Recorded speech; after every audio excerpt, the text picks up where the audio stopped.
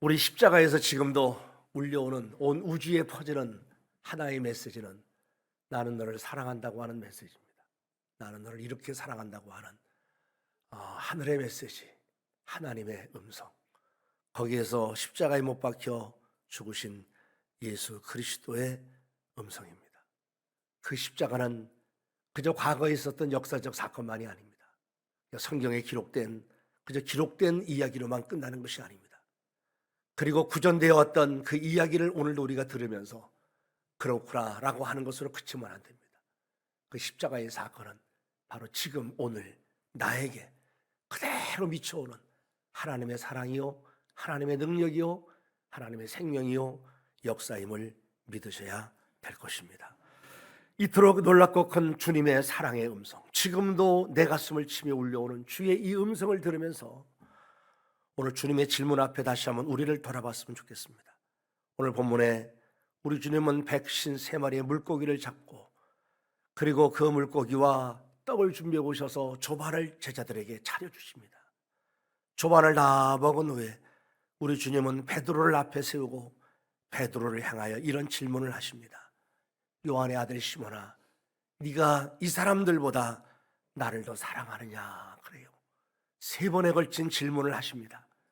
네가 나를 사랑하느냐? 네가 나를 사랑하느냐? 그리고 끝자락에 내 양을 먹여라, 내 양을 치라, 내 양을 먹이라. 주님께서 그렇게 말씀하십니다. 베드로의 목양의 사역을 앞에 두시고 주님이 질문하시는 것인데 우리 이것을 두고 한 가지 이 생각을 하는 거예요. 우리가 교회를 다니면서 예수를 믿고 예배를 하고 주님을 섬기고 모든 것을 하지만 그 믿음을 가지고 행하는 우리의 가슴 속에 가장 근본에 깔려 있어야 될 마음이 뭐냐? 그건 바로 주님을 사랑하는 마음이라는 거예요. 주님 사랑하는 마음 없이 우리는 서로를 사랑할 수 없고, 주님 사랑하는 마음 없이 우리가 주님을 위해서 노래하고 찬양하고 봉사하고 섬기고 일하는 것이 다 의미가 없는 거예요. 주님을 사랑하는 이 마음이 우리 마음의 기본으로 있어야 돼요. 기본으로. 그래서 내 양을 먹이고 내 양을 치라고 말씀하시기 전 주님은 베드로에게 먼저 물어보는 것이 네가 이 사람보다 나를 더 사랑하느냐, 나를 사랑하느냐라고 주님 물으셨어요. 오늘 우리는 우리 자신에게 스스로 물어봐요. 나는 주님을 사랑하는가? 나는 주님을 사랑하는가? 주님은 십자가에 죽으시면서 나에게 하신 메시지가 나는 너를 사랑한다고 하셨어요. 지금도 십자가에서 외쳐오는 메시지는 나는 너를 사랑한다는 말이에요. 이제 그 사랑을 받은 우리들, 그 주님의 십자가의 은혜 아래서 이제 우리도 고백해야 될 진정한 고백은 주님, 나도 주님을 사랑합니다 하는 그 고백이 되어야 될 것이라고 믿습니다. 이 주님을 사랑하는 사랑에는 우리가 몇 가지 생각해 볼 게 있어요. 중요한 것이 뭐냐면 주님께서 이렇게 물으십니다. 요한의 아들 시몬아, 네가 이 사람들보다 나를 더 사랑하느냐? 사람이 나왔지요. 이 사람은 사람만이 아니고 밑에 보면 모든 것들이, 지금 고기 잡는 고기서부터 그물서부터 세상의 지위, 명예, 권세 모든 걸 다 포함시켜요. 사람을 비롯하여. 그러니까 이 세상의 그 어떠한 것보다도 더 나를 사랑하느냐. 우리 주님을 사랑하되 그냥 사랑이 아닙니다. 마음을 다하고 뜻을 다하고 목숨을 다하여 주 너희 하나님을 사랑하라. 이것이 크고 제일 되는 계명이라고 하셨어요. 우리 주님의 사랑이 가장 큰 사랑, 내가 세상의 그 어떤 것을 사랑하기보다도 더 사랑하는 가장 큰 사랑이어야 한다는 거예요. 주님은 이 사람들보다, 주위에 있는 사람들보다 더라고 하는 말을 하셨어요. 더. 그래서 우리가 주님 사랑하는데 늘 마음속에 둘 것이 뭐냐면 나는 정말 주님을 이 모든 것들보다, 이 어떤 사람들보다, 세상의 그 어떤 것보다도 더 사랑하는가, 이거를 생각해야 돼요. 나아가서 우리는 주님의 사랑은 시간이 가면서 식어지는 것이 되면 안 돼요. 세상의 사람들의 사랑은 시간이 가고 세월이 가면 식어집니다. 사라져요. 변합니다. 그러나 우리 주님을 사랑하는 사랑은 점점 더 사랑하는, 더 깊이 주님을 알고 더 깊이 주님을 만나고 더 깊이 주님을 가까이 할수록 우리 주님을 더 사랑하는, 사랑이어야 될 줄로 믿습니다. 세 번째 사랑은 진실한 사랑이에요. 오늘 베드로의 고백을 우리가 잘 아니까 내가 성경을 들어가 보지 않으면서 그냥 얘기를 할게요. 네가 나를 더 사랑하느냐? 라고 할 때 베드로는 두 번에 걸쳐 계속하느냐 이가 그러하나이다 그래요. 헬라 원어 성경도 확실하고 자신 있다는 뜻이에요. 아주 확실하고 자신 있게 그렇습니다. 영어 성경에 보면 Yes, Lord 그래요. 예 주님. 뭐 조그만 거침도 없어요. 흔들림이 없어요. 네가 이 사람보다 나를 더 사랑하느냐 하면 잠시 한번 생각해보고 정말 내가 주님을 사랑하는가? 마음속에 한 번 정도는 돌아보고 대답하면 참 좋을 뻔한데 그 질문을 던지자마자 베드로는 그 급한 성격이 앞섰는지 Yes, Lord. 그렇습니다. 아주 흔들림 없이 확실하게. 그런데 두 번은 다 그러는데 세 번째 질문하자 성경은 이렇게 말하지요. 17절에 보면 베드로가 근심하여 그래요. 여기는 다양한 의미가 포함되어 있을 거예요. 뭐 우리가 원문을 보는 사람들은 예수님이 첫 번째 네가 나를 사랑하느냐, 두 번째 네가 나 사랑하느냐, 이 사랑이라는 단어를 아고파오. 근데 베드로는 첫 번째도 두 번째도 계속 대답은 필레요. 그러니까 일반적 대답일 수 있다라고도 봐요. 근데 주님이 왜 그렇게 질문하실까라는 것 때문에 생각을 하기 시작했어요. 특히 많은 학자들이 보는 것 중에 하나가 뭐냐면 세 번째 물으심으로 그래요. 왜냐하면 베드로는 예수를 세 번이나 부인했어요. 그는 주님께서 하시는 말씀이 네가 닭 울기 전 세 번 나를 부인하리라고 말씀하셨어요. 근데 베드로는 자신 있게 대답했어요. 절대로 그렇지 않습니다. 주님. 나는 죽는 날이 있어도 이 사람들이 다 주를 떠날지라도 나는 주님을 떠나지 않습니다. 라고 자신감 있게 말했어요. 그러나 그의 자신감은, 그의 큰 소리는 하루도 못 가서 주님을 세 번이나 부인하는 비참한 사람으로 전락됐어요. 오늘의 그 모습을 그대로 재현하고 있습니다. 그렇습니다 주님, 예스 로드 외쳤던 이 베드로가 세 번째 주님이 질문할 때 문득 그것이 생각이 났어요. 그때 그런 마음에 근심했어요. 근심이라는 것이 루페오라는 단어예요. 이게 통곡한다는 의미가 있어요. 굉장히 깊이 괴로워한다는 의미예요. 베드로는 이제 자신을 돌아보니까 괴로워요. 힘들어요. 그래, 내가 정말 주님을 사랑하나? 나는 주님을 사랑한다면 내가 그럴 수 있나? 아마 베드로는 그렇게 자신을 돌아봤을 거예요. 근데 너무나 괴로웠어요. 그래서 그의 대답은 내가 주님을 사랑하는 줄 주님이 아시지 않습니까? 대답이 그렇게 나와요. 우리가 예수 믿으면서 너무나 신앙생활을 가볍게 할 때가 많아요. 주님 믿냐? 믿습니다.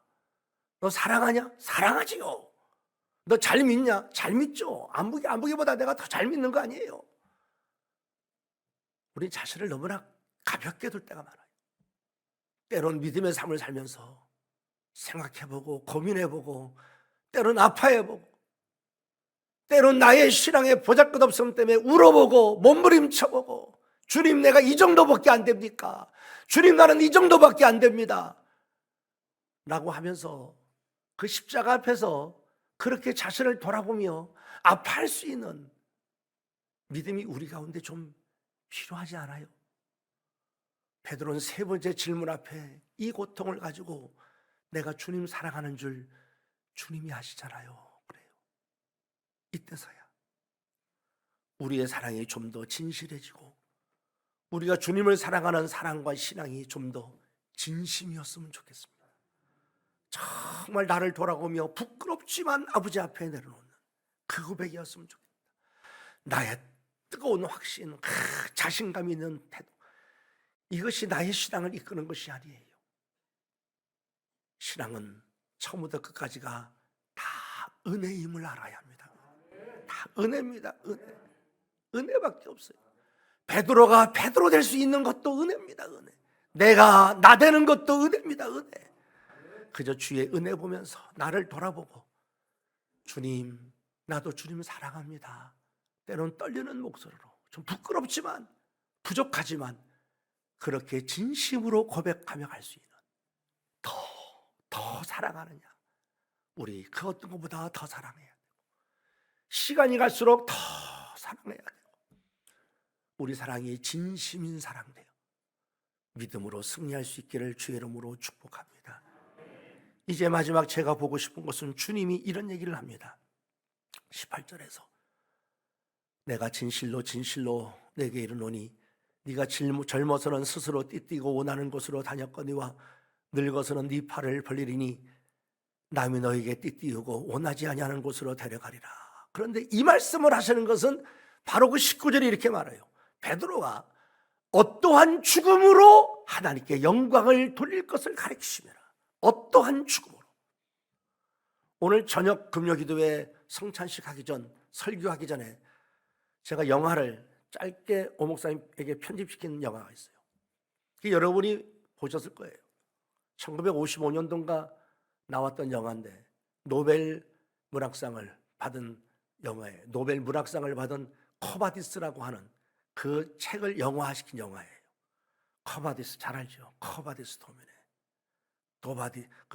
이 도미네 커바디스 주여 어디로 가십니까? 이걸 편집했어요. 거기 보면 끝장면에 베드로가 십자가에 못 박히는 장면이 나와요. 거꾸로. 바로 그것을 예언한 것이다. 이게 좀 구구절절 얘기들이 많아요. 이 베드로 행전에 나오는 얘기들인데 구구절절 얘기들이 많아요. 근데 하여튼 이걸 영화화했으니까 한번 좀 우리가 볼 필요가 있어요. 베드로가 어떠한 죽음으로 죽을 것을 말씀하셨다. 근데 저는 오늘 이 시간에 이 얘기를 하고 싶어요. 베드로는 십자가를 져요. 거꾸로 졌던 주님처럼 바로 졌던 그런 십자가의 마지막 죽습니다. 순교합니다. 베드로가 마지막 십자가에서 순교하는 이 순교의 장면을 두고 주님은 어떠한 죽음으로 하나님께 영광을 돌릴 것을 말씀하시면서 이런 얘기를 합니다. 네가 젊어서는 스스로 띠띠고 오다는 곳으로 다녔다. 네 마음대로 살았지. 근데 나이 들어서는, 늙어서는 그게 안 된다. 사람들이 너를 끌고 다닐 거다. 그러니까 주의 뜻대로 십자가에 죽게 될 것이다. 그러니까 하나님께 영광 돌리는 거예요. 주의 뜻대로 네가 살게 될 것이다. 자, 베드로가 십자가에 죽어지는 순교. 이제 우리들에게 도전해 오는 것은 이겁니다. 내가 주님을 사랑하고 이 고난주간 마지막 시간에 우리도 고백해야 될 것은 나도 그 십자가 지고 주님을 사랑하는 마음으로 나도 십자가 지고 주님을 따라가야 된다고 하는 고백이죠. 주님이 나를 사랑하셔서 나의 십자가를 졌다면 나도 이제는 주님을 사랑함으로 나의 십자가를 지고 주님을 따라갈 수 있는 믿음의 사람이 되야 될 줄로 압니다. 그 십자가를 지는 가장 첫 번째가 뭐냐? 내 마음대로 살던 삶에서 이제는 주님이 원하시는 삶, 주님의 뜻대로 살며 하나님께 영광 돌리는 삶으로의 체인지, 이 변화가 십자가 지는 거예요. 수십 년 교회 다니며 예수 믿어도 여전히 우리를 괴롭히는 것은 내 마음대로 사는 거예요. 내 마음대로. 첫날 얘기했듯이 때로는 억지로라도 십자가 지고 억지로라도 이 믿음의 길을 가야 하는데 우린 억지로라도 안 하려고 그래요. 내가 하고 싶으면 하고 하기 싫으면 안 해요. 내가 나오고 싶으면 나오고 나오기 싫으면 안 해요. 말씀에 순종하여 억지로라도 행하는 그런 삶이어야 하는데 말씀과는 상관없이 내 기분과 내 생각과 내 철학과 내 목적과 야망만을 가지고 신앙의 삶을 살아요. 먼저 십자가를 진다는 것은 기억하십시오. 내 마음대로 해서 주님의 뜻대로의 삶으로의 변화임을 믿으시길 바랍니다. 그리고 주님 따라가는 거예요. 주님 말씀하셨습니다. 마태복음 10장 38절에서 자기 십자가를 지고 나를 따르지 않는 자도 내게 합당하지 않다. 마태복음 16장 24절 예수께서 제자들에게 이르시되 누구든지 나를 따라오려거든 자기를 부인하고 자기 십자가를 지고 나를 따를 것이니라. 십자가 지고 우리는 좀 괴롭고 고통스러운 일이 있으면 십자가 진다 그래요. 나도 십자가 졌다 그래요. 어느 절이 있었는데 절 옆에 교회가 들어왔어요. 근데 그 교회가 얼마나 열심히 기도하고 찬송을 부르는지 절에까지 막 들려오는 거예요. 너무 괴롭고 힘든 거예요. 목탁을 두드리고 연부를 외우면 옆에서 찬송가를 부르고 통성기도를 막 하면 연부를 잃어버리고 딴소리 한다 그래요. 이게 안 된대요. 더구나 문제가 뭐냐면 그 교회 시끄럽다고 항의하러 갔던 중들이 거기서 붙잡혀서 전도 받아갖고 예수 믿는 거예요. 그런 일들이 벌어지더래요. 나중엔 그 조지 스님이 심각해졌습니다. 마지막 항의를 하러 간다. 마지막 가서 단호하게. 그때 거기 있는 중들을 다 모아놓고 누가 마지막으로 갈 것이냐. 아무도 나서지 않더래요. 아무도 두려움에 떨고 갈 생각 안 하대요. 근데 마지못해서 가장 젊은 중이 손을 들며 일어나 말하더래요. 제가 십자가를 지겠습니다. 참 우스갯얘기죠. 우리가 흔히 십자가 진다는 것을 그런 식으로 얘기를 해요. 그러나 십자가 지는 것은 그런 의미는 아니에요. 십자가 진다는 것은 죽는 거예요. 순교하는 거예요. 순교. 그럼 끔찍하지요. 그래서 옛날부터 순교는 세 가지의 색깔로 이야기를 해왔잖아요. 제가 설교 시간에 예전에 얘기한 기억이 나는데 빨간색 순교, 녹색 순교, 하얀색 순교. 빨간색 순교는 말 그대로 피 흘려 죽는 순교예요. 붉은 피를 흘리고 우리 모든 예수의 제자들과 믿음의 선배들이 그렇게 다 죽었어요. 이게 빨간색 순교라고 해요. 우린 그 순교는 할 수 없어요. 녹색 순교는 뭐냐면 자신의 삶을 다 죽게 바친 삶이에요. 선교사가 되고 목사가 되고 전도사가 되고 그리고 평생 그 순회 선교사들 직장과 사업을 하면서도 선교하며 나가 자신의 삶을 주 앞에 다 내어드렸던 그런 순교가 있어요.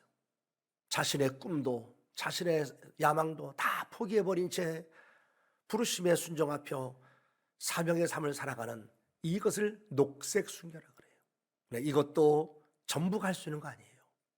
하얀색 순교가 있어요. 하얀색 순교는 자아의 죽음이에요. 내가 살아가는 삶 속에서 가정에서 직장에서 사업장에서 자아가 죽는 거예요. 내 성질이 죽고 내 욕심이 죽고 내 정욕이 죽고 내가 하고 싶은 것들 마음대로 안 하고 때로는 참고 때로는 포기하고 때로는 손해보고 때로는 욕먹고 때로는 손가락질 받는 거예요. 하얀색 순교는 내 살아가는 삶 속에 주의 복음 전하는 거예요. 예수 믿지 않는 주위 사람들에게 복음 전하는 거예요. 예수의 증인으로 사는 거예요. 그럼 때로는 욕먹어요. 예수장이라고. 이게 하얀색 순교예요. 우리는 빨간색 순교는 못해도 녹색 순교는 못해도 우리는 하얀색 순교자로의 삶은 살아가야 될 줄로 믿습니다. 이것이 십자가 지는 거예요. 이것이 십자가 지고 주님 따라가며 내 자아의 죽음이에요. 복음 전하며 말씀 정리합니다. 십자가 주님의 사랑이에요.